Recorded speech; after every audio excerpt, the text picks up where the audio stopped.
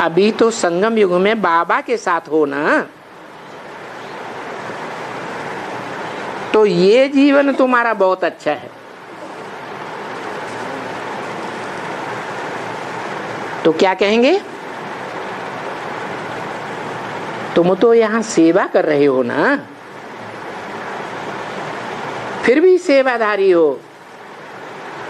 अच्छा, वाचा से कर्मेंद्रियों से तो सेवा करते ही हो, लेकिन मनसा से भी सेवा कर रहे हो। बुद्धियोग परम धाम में जो तत्व है ना, महत तत्व, बुद्धियोग उसमें लगा कर रहते हो। है ये क्या बोल दिया, कहाँ बुद्धियोग लगा के रहते हो? है परम धाम में ऊपर है। एक मुरली में तो ये बोला है, बाबा भी नीचे आया हुआ है या परम धाम में बैठा हुआ है? तो कहाँ याद करना है बुद्धियोग से? है नीचे याद करना है या ऊपर याद करना है? नीचे याद करना है। नीचे कैसे याद करें? ब्रह्मा में आता था, ब्रह्मा बाबा ने तो शरीर छोड़ दिया, तो अब किस में याद करें? हैं बाबा ने एक मुरली में कहा, ये ब्रह्मा भी बल चला जावे तो भी जिस किसी शरीर में आवेंगे उसका नाम ब्रह्मा रखना पड़े।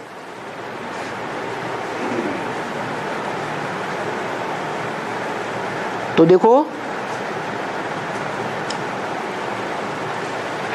तो बुद्धियोग परम धाम में लगाना है, आत्माओं के लोक में लगाना है या नहीं लगाना है?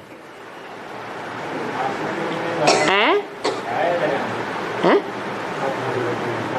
आत्मा को लोक में लगाना है।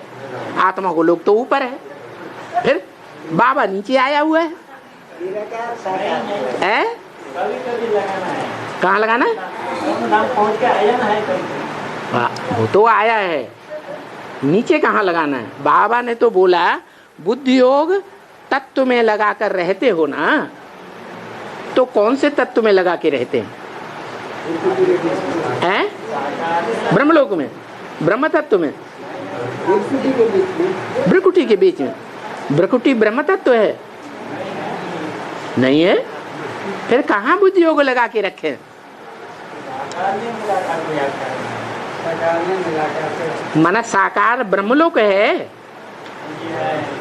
हाँ, जिस तन में मुकर्रर रूप से प्रवेश है तो वो भी बाबा का घर हो गया ना।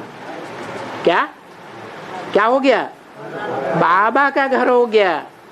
दुनिया में भी कहते थे भक्ति मार्ग में, ग्रहम ग्रहम मिति न उच्यते।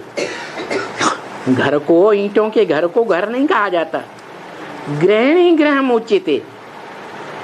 घर कौन कहा जाता है? गृहिणी ही घर है।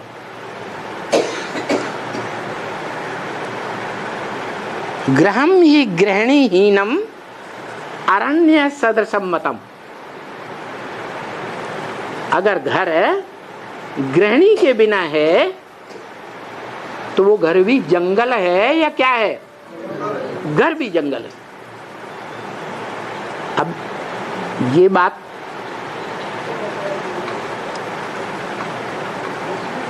कैसे लागू करें? गीता में भी लिखा है, मत योनि परम ब्रह्म तस्मिन् गर्भम ददाम्यहम्। मेरी योनि परम ब्रह्म है, मैं उसमें ज्ञान का गर्भ डालता हूँ। तो शिव बाप जब उस जड़ ब्रह्म तत्व से आते हैं तो पहले पहले किसमें में प्रवेश करते हैं?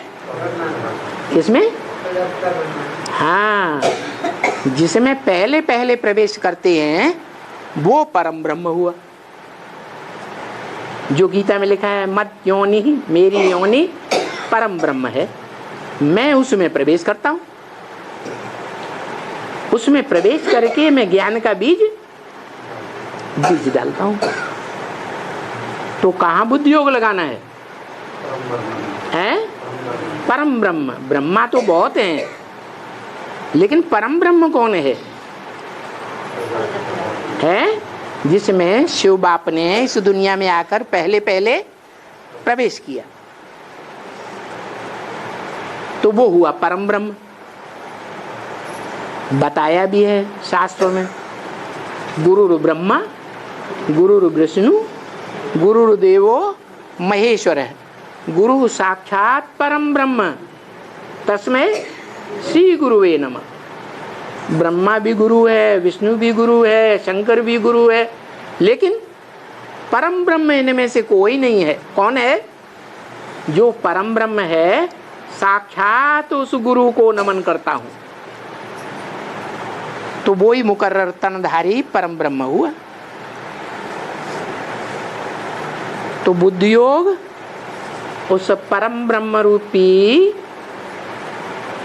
परम पुरुष में लगा कर रखते हो, तो भी सेवा कर रहे हो,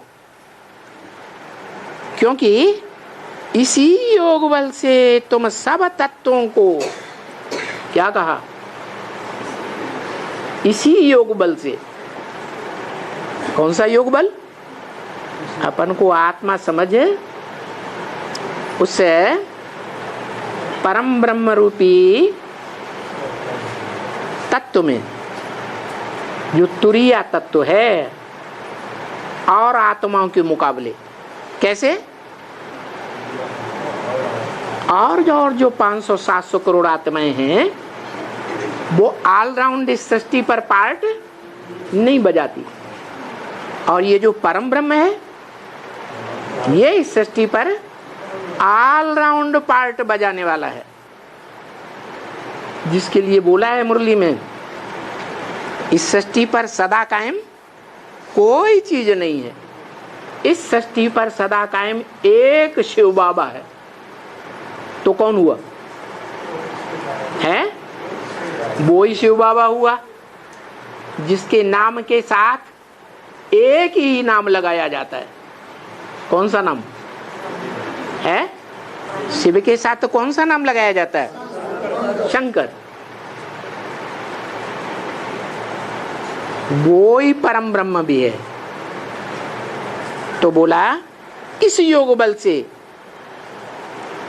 तुम पांचों ही तत्वों को, पृथ्वी, जल, वायु, अग्नि, आकाश, इस दुनिया के सारे वायुमंडल को शुद्ध करते हो। क्या? क्यों? क्योंकि जब तक 5 तत्वों को पवित्र नहीं बनाया, शुद्ध नहीं बनाया है, तो इस दुनिया को पवित्र दुनिया नहीं कहेंगे। सारी दुनिया पवित्र बने, 5 तत्व भी पवित्र बने, तब तो तुम्हारे 5 तत्वों का बना हुआ शरीर भी क्या होगा? पवित्र कहा जाएगा। तो सिर्फ इस योग से, किस योग से है? परम ब्रह्म के योग से, जिस परम ब्रह्म में परम पिता प्रवेश है मुकर्रर रूप से, उस बुद्धि योग से। क्योंकि योग है प्रिंसिपल, मुख्य क्या है? योग ही मुखिया है। और ये योग ही बच्चे बहुत भूल जाते हैं। क्या है? उस परम ब्रह्म में सदैव बुद्धि लगी रहे, यही बात बच्चे भूल जाते हैं। क्यों?